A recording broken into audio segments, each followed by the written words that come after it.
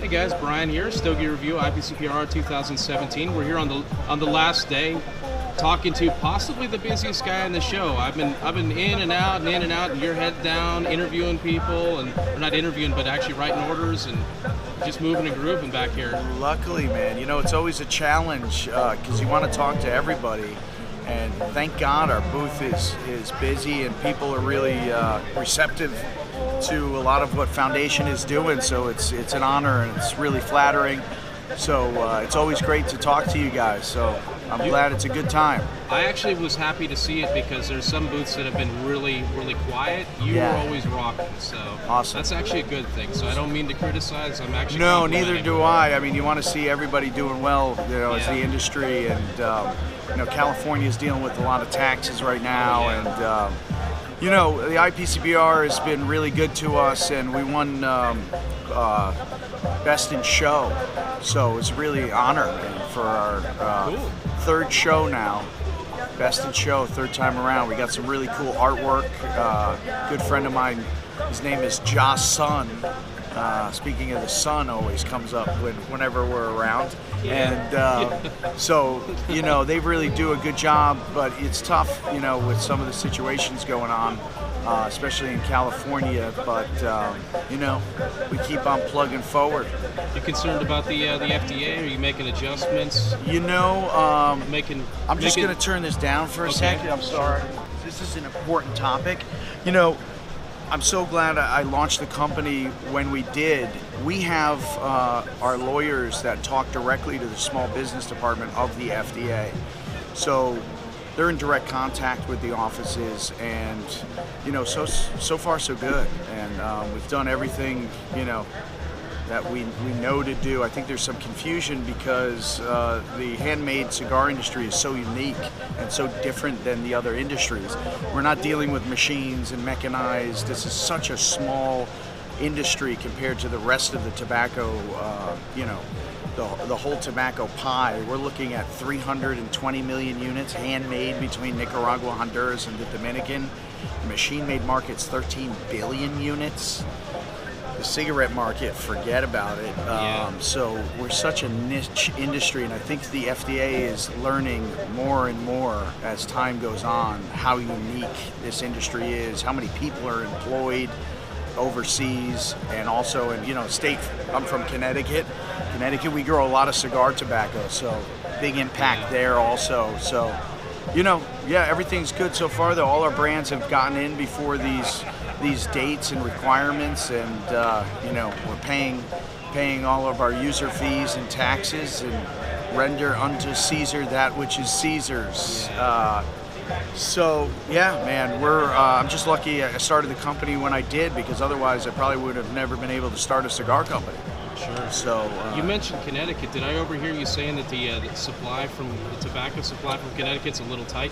It's tight. Broadleaf, man. It's interesting. You have the two seed varieties, Broadleaf, and then you have Connecticut Shade, and very different. Connecticut Shade has moved. A lot of it has moved towards. Sorry, that was my guy Rick. He acts like he has flatulence sometimes. And it cracks me up every time. Ricky! You told me Rick! Uh-oh. Yeah. None of you Give us one. None of you slaves. And then you just wonder why you're catching colds. Wear a t-shirt.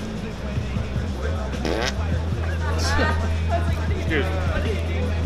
It's the shellfish. You got to be careful of the shellfish. You got to watch out for the shellfish. So yeah. So Connecticut Shade has really moved down to, All right, we're good. Yeah, no. we got plenty. See, you shouldn't have called him over. Now it'll never end. This is how we relieve stress here at the Foundation booth. So we get serious again. So Connecticut Shade, a lot of it has moved to Ecuador because of the cloud cover in Ecuador. They're able to produce a plant yields tremendously.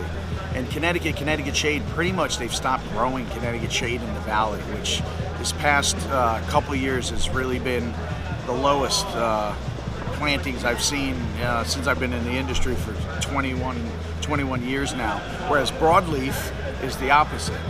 broadleaf taken off. Oh my gosh, yeah. And because you can't replicate that broadleaf like you can replicate the Connecticut Shade in Ecuador, it just sort of took there.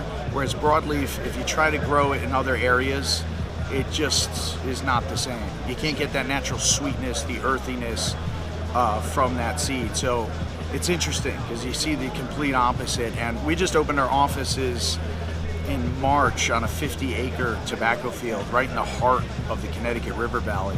I actually have a nice picture of the field on our last page of our catalog there. So that's the field behind the office. It's owned by the Thrall family, one of the oldest families in Connecticut, one of the oldest tobacco growing families in Connecticut. So really excited to be right in the heart of it all in the Connecticut River Valley. I think we're the only office right now on a tobacco field, so that's kind of exciting. I was gonna say, I don't know offices in a tobacco field, not yeah, so much. Right? That's an interesting move, yeah. You know, we have our fulfillment out of Florida, of course, but I'm rooted in Connecticut, from Connecticut, all my family's from Connecticut, so this Connecticut-Nicaragua connection is very strong for me. Of course, you know, both are homes to me now, so I'm traveling in between both of them. And yeah, it's exciting because I think that Connecticut-Nicaragua tobacco combination produces one hell of a cigar. Yes, it does. Sabroso. Yeah. Well, so speaking of cigars, yes. Should we talk about cigars? I would love to. Do you have any cigars? I'm you know, sure about this is, I unfortunately don't have any cigars left of the Highclere Castle. This is a bit of a surreal project for me. A good friend of mine, Onyx from Connecticut, owns a distillery company, Onyx Moonshine, and he became very good friends with a gentleman by the name of Lord Carnarvon, who is the godson to the Queen of England. And they are working, really? yes. His great-grandfather discovered King Tut's tomb. Really? Yes. Great-grandfather with Howard Carter, with cigar in hand, big cigar smoker. That's why we have the King Tut on the entranceway here. Oh, so, all right. Yeah, so they're working on building a distillery on the Highclere Castle estate. This is the home of the real Downton Abbey, the television show, which is one of the most popular shows globally. And they're really getting into this whiskey project. The estate is absolutely gorgeous. So Adam was talking to Lord Carnarvon and said, you have to meet Nicholas. His love and passion for cigars and tobacco is bar none. So we met and we hit it off instantaneously. He is really down to earth, really into art, agriculture, and farming.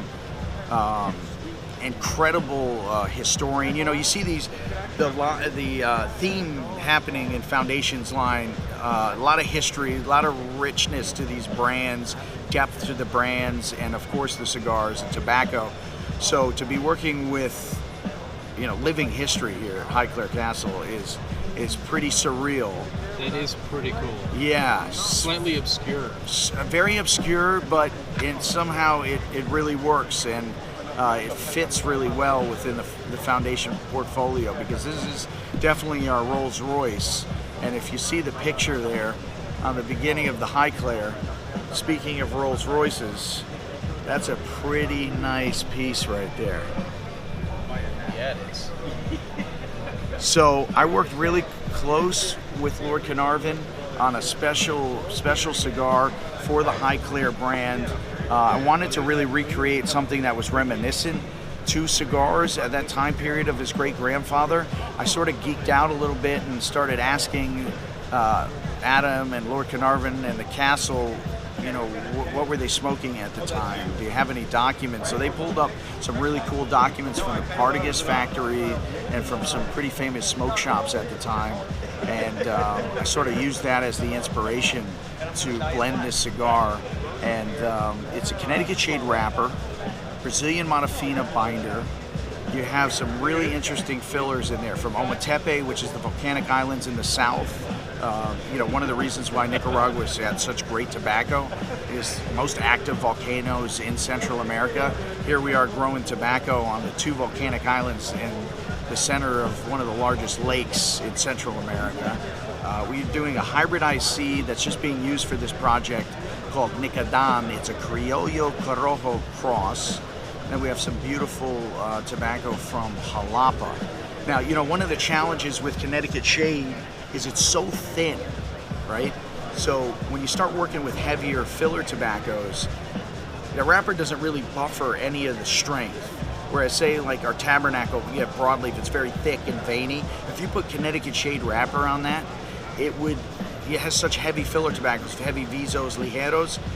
There's no buffer. That would really rip apart your palate because the broadleaf buffers that blend.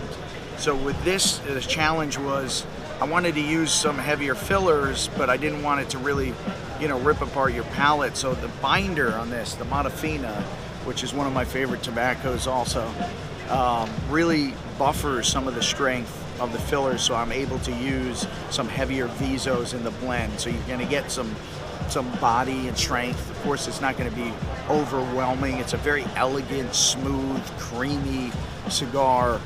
Leaves your palate really clean when you finish. Very, very complex, but it's not one of those really heavy, you know, smokes. You know.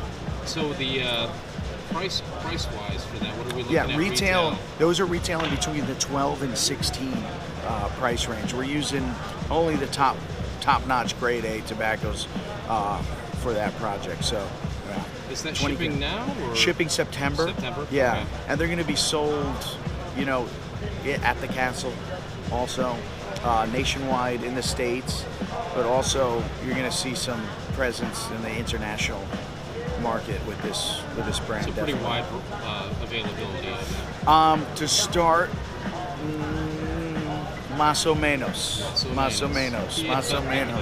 Yeah. You know, there's always the challenge. The tobaccos are not an issue. All these tobaccos have been aging 3 years. It's one good thing about when you have access to inventory of tobacco. Bale curing is key. You know, if you have time and you have the pockets, fermentation, you can take the tobacco all the way, or you can take it to wherever you want. But if you take it a little less, not all the way in the fermentation piles, and then you bale cure for a year, giddy up.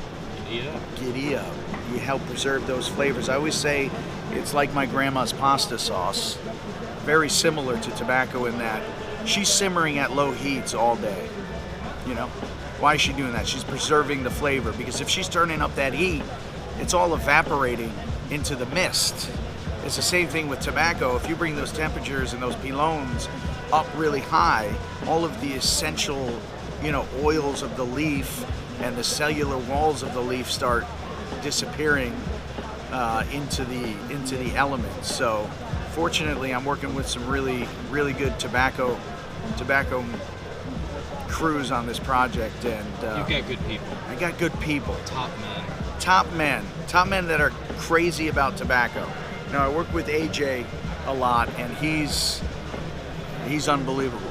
I mean, he's a fanatic about tobacco, and money is not an issue as far as rushing things to get them so you can turn product. Sure. So I'm fortunate to be working with a lot of good tobacco guys. Thank God. Yeah. So let's talk about the Wise Man. The Wise Man Maduro, Elway Wednesday Maduro. I'm very active in Mexico, San Andreas, working with farmers. I have a consulting company behind the scenes, for tobacco. So I work with different farmers in different areas of the country, Connecticut, Nicaragua, San Andreas. One interesting thing about San Andreas and a lot of farmers, they would go in and prime the tobacco all at once. Okay? Instead of priming 2-3 leaves, waiting 6 days, 7 days, moving up the plant, they would literally go in at 55, 60 days and remove every leaf of the plant. Then it would go into the curing barn. Then it would go into 10 to 12,000 pound fermentation piles. And why would they do it? They bring the heat up fast, and they'd be able to ferment the tobacco and turn the tobacco quicker. Still amazing tobacco, you know what I'm saying? Yeah. But it wasn't being done exactly how I wanted it. So we sent people from Nicaragua to Mexico and vice versa, and we started priming the tobacco in the fields properly. The tobacco goes into the curing barns. When it comes out of the curing barns, we do not cure it in Mexico. It's sent to Nicaragua, where it's selected properly, and it goes into 7,000-pound pilons properly, low temperature, lower heat, longer time. The proof's in the pudding. I think you can taste this one. I'm sorry, I'm shaking the table for you. Getting too excited over here. Yeah, so I think you can really taste it. The blend came out, and this was one of my sample boxes, but much better than I could have ever hoped. So we did the Yin and Yang on this project and reversed the names. You know, Elway Wednesday is something very important to me and the Nicaraguan people. It was very important that I get this word out in the market, and people, whether they can't pronounce it, know the word, because it's, you know, Nicaragua's known a lot for people in the States that don't know Nicaragua. Iran-Contra, a lot of crazy stuff that happened in the 80s. And here is this cultural treasure that's recognized by UNESCO. They protect the pyramids, they protect Elway Wednesday. And, you know, nobody really knowing, I didn't know about this dance before I moved to Nicaragua, so it was very important for me. So to distinguish the two projects, I did a little yin and yang. So Elway Wednesday will always be on there, but it's just a reverse. So we did a little bit more rustic box, because I think this blend is a little bit more rustic. A lot of great, I changed the blend, of course. It's not the same blend. I just didn't do a wrapper change. This is different filler tobaccos. I kicked up the Ligero because, again, that Maduro wrapper is able to buffer a lot more of that strength in the filler tobaccos. So, you know, you blend cigars a lot on the floor. You're tasting them. A lot of people that are new to it, they get sort of deceived because the moisture sort of mutes a lot of the flavor. And a lot of, you know, wow, this is... I've sort of learned over the years, of course, becoming familiar with these tobacco, I kind of know what it's going to taste like when it ages out, but you never know 110% until it's aged out. Yeah. And when this baby, you know, I smoked it at 60 days. Flavor country, baby. It shocked me. I was very excited because it came out better than I could have hoped. Soft box press. So we got that Cuban style box press. I'll remove it here from the cello so you can see it. You know, I'm not a huge fan of that really big box press, but 100% natural fermentation. Woo.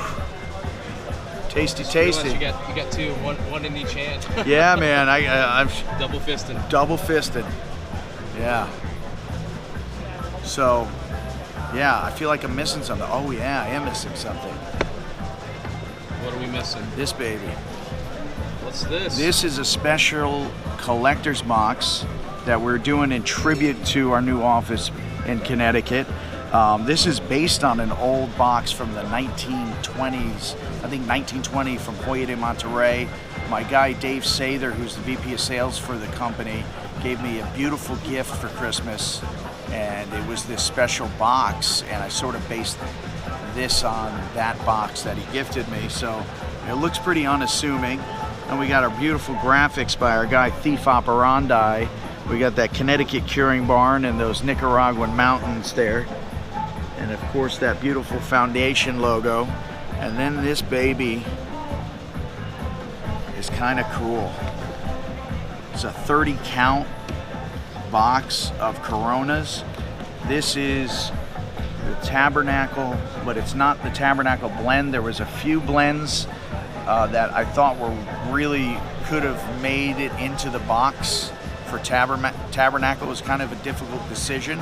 This is one of those blends that I felt could have easily made it into the box for Tabernacle. There's going to be some secondary bands on these when they ship.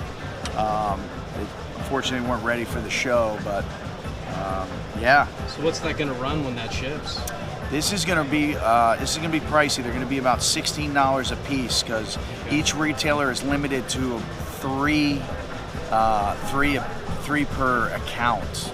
Unfortunately, these things are very, very difficult to make in any sort of mass quantity.